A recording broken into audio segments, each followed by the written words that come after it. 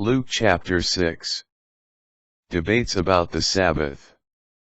While he was going through a field of grain on a Sabbath, his disciples were picking the heads of grain, rubbing them in their hands, and eating them. Some Pharisees said, "Why are you doing what is unlawful on the Sabbath?" Jesus said to them in reply, "Have you not read what David did, when he and those who were with him were hungry? How he went into the house of God, took the bread of offering, which only the priests could lawfully eat, ate of it, and shared it with his companions. Then he said to them, 'The Son of Man is Lord of the Sabbath.' On another Sabbath, he went into the synagogue and taught. And there was a man there, whose right hand was withered. The scribes and the Pharisees watched him closely, to see if he would cure on the Sabbath, so that they might discover a reason to accuse him. But he realized their intentions and said to the man with the withered hand, 'Come up and stand before us.' And he rose and stood there. Then Jesus said to them, 'I ask you, is it lawful to do good on the Sabbath, rather than to do evil? To save life rather than to destroy it?' Looking around at them all, he then said to him, 'Stretch out your hand.' He did so, and his hand was restored. But they became enraged, and discussed together what they might do to Jesus. The mission of the 12. In those days he departed to the mountain to pray. And he spent the night in prayer to God. When day came, he called his disciples to himself, and from them he chose 12, whom he also named apostles. Simon, whom he named Peter, and his brother Andrew, James, John, Philip, Bartholomew, Matthew, Thomas, James the son of Alphaeus, Simon who was called a Zealot, and Judas the son of James, and Judas Iscariot, who became a traitor. Ministering to a great multitude. And he came down with them, and stood on a stretch of level ground. A great crowd of his disciples and a large number of the people, from all Judea and Jerusalem, and the coastal region of Tyre and Sidon, came to hear him and to be healed of their diseases. And even those who were tormented by unclean spirits were cured.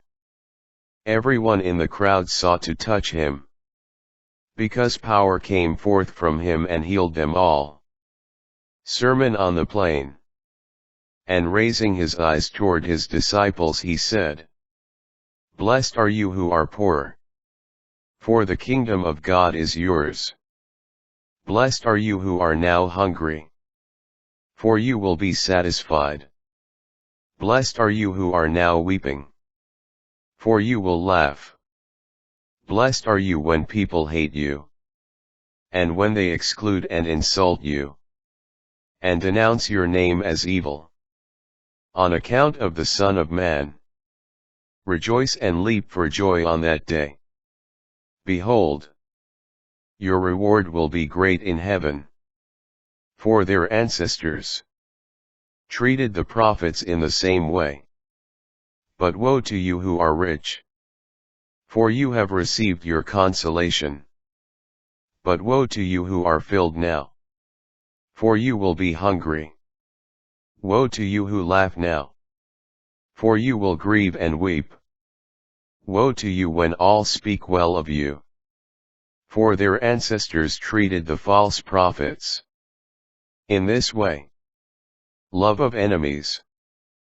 But to you who hear I say, love your enemies. Do good to those who hate you. Bless those who curse you. Pray for those who mistreat you. To the person who strikes you on one cheek, offer the other one as well. And from the person who takes your cloak, do not withhold even your tunic. Give to everyone who asks of you. And from the one who takes what is yours, do not demand it back. Do to others as you would have them do to you. For if you love those who love you, what credit is that to you? Even sinners love those who love them. And if you do good to those who do good to you, what credit is that to you? Even sinners do the same. If you lend money to those from whom you expect repayment, what credit is that to you? Even sinners lend to sinners, and get back the same amount. But rather, love your enemies and do good to them, and lend expecting nothing back. Then your reward will be great, and you will be children of the Most High. For he himself is kind to the ungrateful and the wicked. Be merciful, just as also your Father is merciful. Judging others. Stop judging and you will not be judged. Stop condemning and you will not be condemned. Forgive and you will be forgiven. Give and gifts will be given to you. A good measure, packed together, shaken down, and overflowing, will be poured into your lap. For the measure with which you measure will in return be measured out to you. And he told them a parable. Can a blind person guide a blind person? Will not both fall into a pit? No disciple is superior to the teacher. But when fully trained, every disciple will be like his teacher.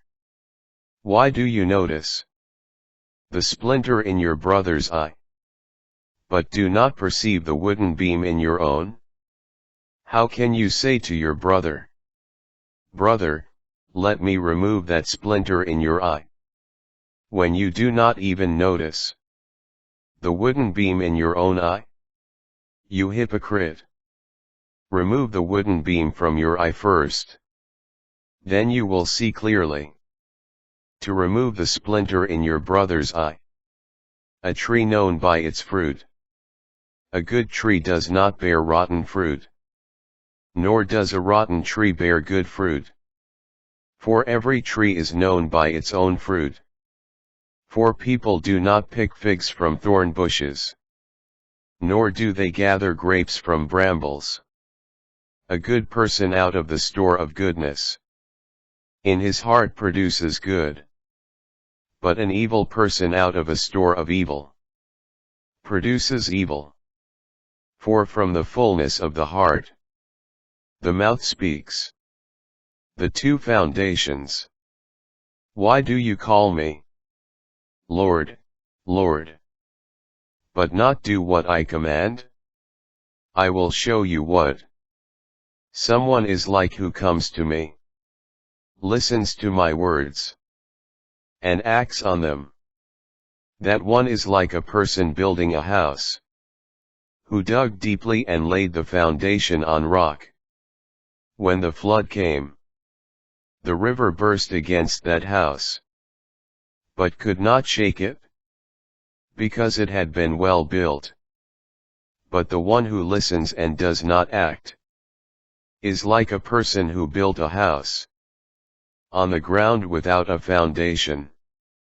When the river burst against it, it collapsed at once and was completely destroyed.